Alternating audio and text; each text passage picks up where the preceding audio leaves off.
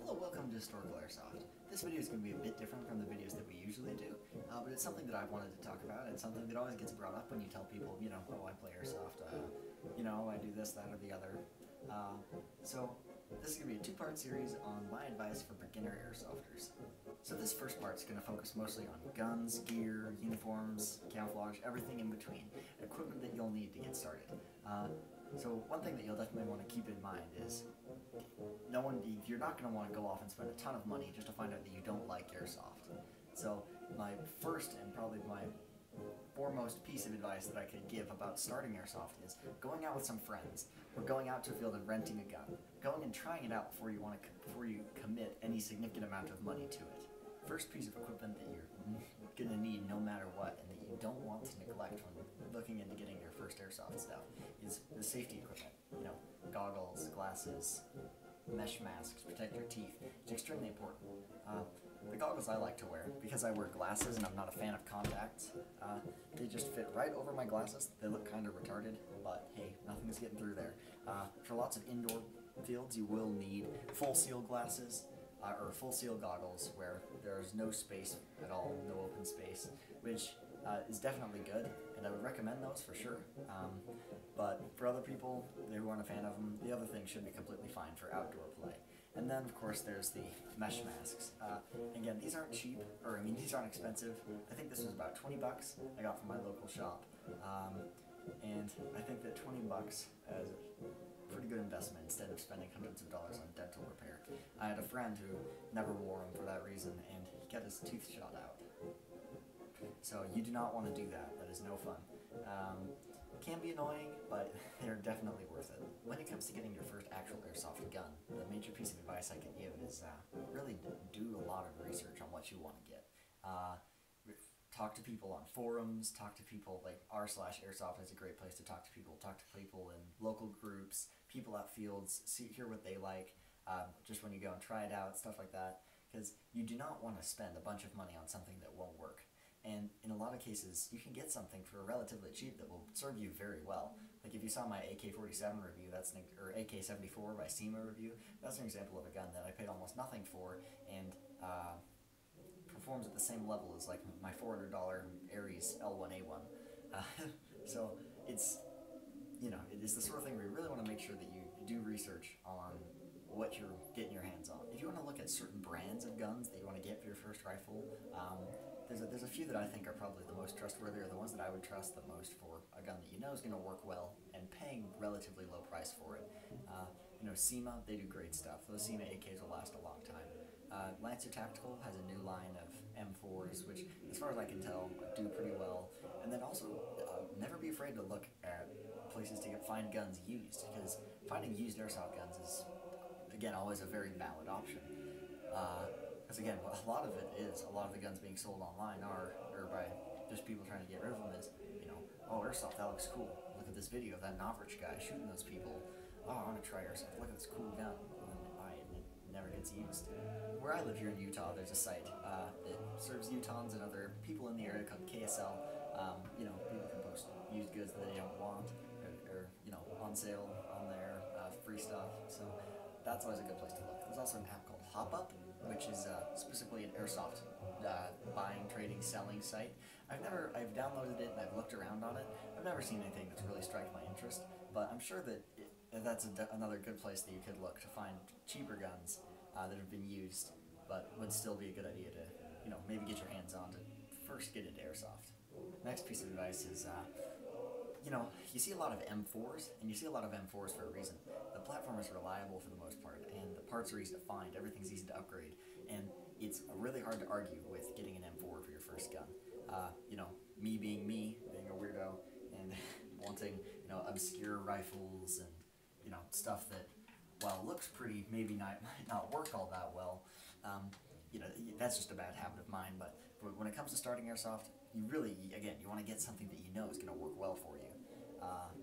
And there's tons of M4s that can do that for you.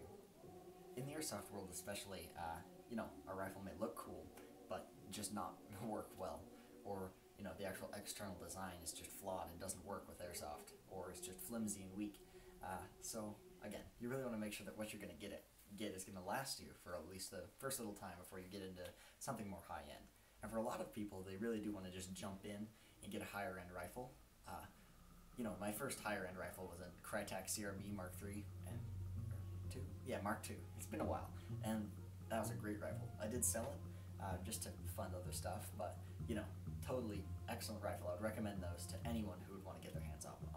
And that's an example of a higher end gun for someone who's gotten into airsoft a bit more and is really committed to it and willing to sit through it for the long haul, if that makes any sense.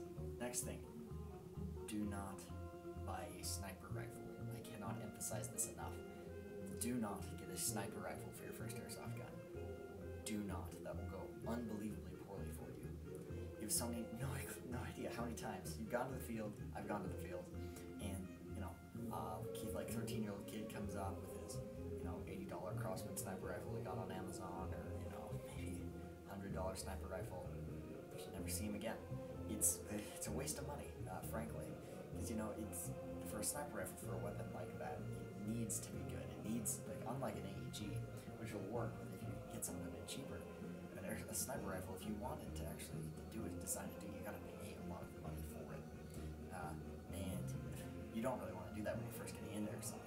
And there's a lot of things that about actually playing airsoft, a lot of how beanies work, a lot of how the things that's hard to describe, but you need to have been playing airsoft for a little while in order to get the whole meta of it. I can't imagine starting off with a sniper rifle like that. So do not buy a sniper rifle. Knobs Rich is cool. Silo Entertainment's cool. Clean Shot's cool.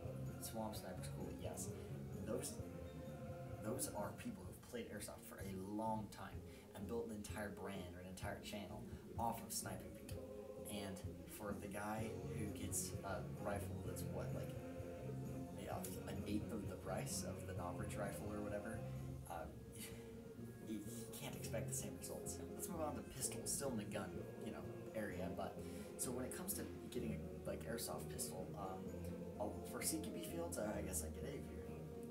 It's nice to be able to look around corners and stuff.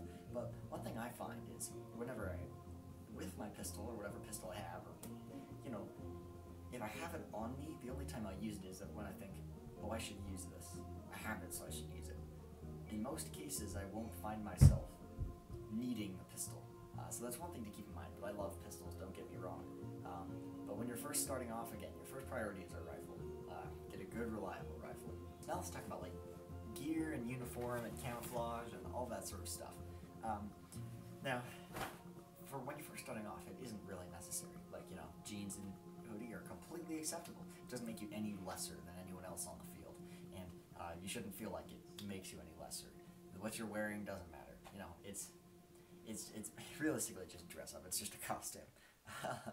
But so sticking extra mags in your pocket, or if you have a high cap when you first get the gun, that it's completely fine. But when you really look into starting to get that stuff, one thing that a lot of people don't really realize that I've talked to is how many places there are you can get this stuff for way cheap.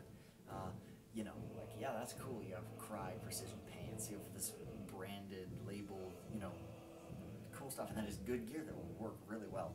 But I think it all lies in the world of military surplus, frankly. If you look at my loadouts, the East German loadout, again, that stuff, I paid almost nothing for the entire loadout, and it works super well. It's a good uniform. It's a good camouflage pattern. If you go on Sportsman's Guide, you can find pattern camouflage patterns that no one on the airsoft field probably would have ever seen. Cool uniform sets for $40 or less. Or if you do like the multicam look, again, Sportsman's Guide, go on there. Fire Force Ventures, go on one of those websites, and you'll find a combat shirt, and it'll be $30 instead of $60. You really got to look around, find military surplus, find unused stuff, find stuff that will really not blow the budget from when you're first getting it. Like the Italian Vegeto, I don't know. The Italian military camouflage pattern can be found everywhere for dirt cheap. I found a full set of this on military surplus website for $20. You really got to look around. I was watching this one video by a player, and he was talking about, oh yeah, Lancer Tactical, something, great beginner review. I I personally can't wrap my head around the idea that you'd need like a Lancer Tactical, like an Airsoft company's set of uniform. You're paying a lot for it when it could do exactly the same as what any other thing could. So again, that's just me though. My opinion is look for military surplus and you'll save yourself a lot of trouble. One thing that's often overlooked is, again, just as important as everything else, is a good pair of boots. You don't want to be running around in, tennis shoes for very long. Roll your ankle, in some areas, especially where we play, up at the 12th Street Field in Ogden, especially, there's lots of marshy areas. You want something that's going to keep your feet dry and going to keep your feet from hurting after a long day of running around and stuff. So really look into finding a good pair of boots. A good pair of boots is useful for way more than airsoft. Hiking, camping, everything. Almost anything you can think of, you can use a good pair of boots for. So definitely, it's one thing that a lot of people don't mention, but look into getting a good pair of boots. Sticking to the theme of the channel, let's talk a little bit about cheaply and effectively building historical loadouts.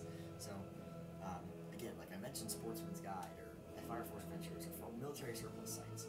Like a lot of what makes Airsoft so cool to me is the reenacting aspect, or that sense of feeling what those soldiers would have felt. And you could create some really cool loadouts. Like at the field today, there were some guys in Russian SSO, cool camouflage smocks, stuff like that. Even if it's, you can definitely count that as reenacting, even if it's still like a modern uniform. Stuff like that I just find super cool. A lot of it comes down again to just military surplus, Fire Force Ventures, and any one of those sites I've already mentioned. You can find tons of cool uniforms. Like it could be an idea that you've never has come through your head. Like, oh, I could do like a Yugoslav war loadout. Get like a Serbian army jacket and get a SEMA AK and a run from there. You can do a lot of cool things with historical builds in Airsoft that would get people's attention and sort of create a cool presence for yourself and do them effectively and cheaply. So that just about does it for all the basics of what you want to know when getting into Airsoft for gear, guns, things like that, or at least in my opinion. Sorry about that, it's kind of a boring video, probably just staring at me talk. There will definitely be more cool loadout-based reviews and stuff like that coming in the future, so you guys have a nice evening. One more thing before I go. Shop local.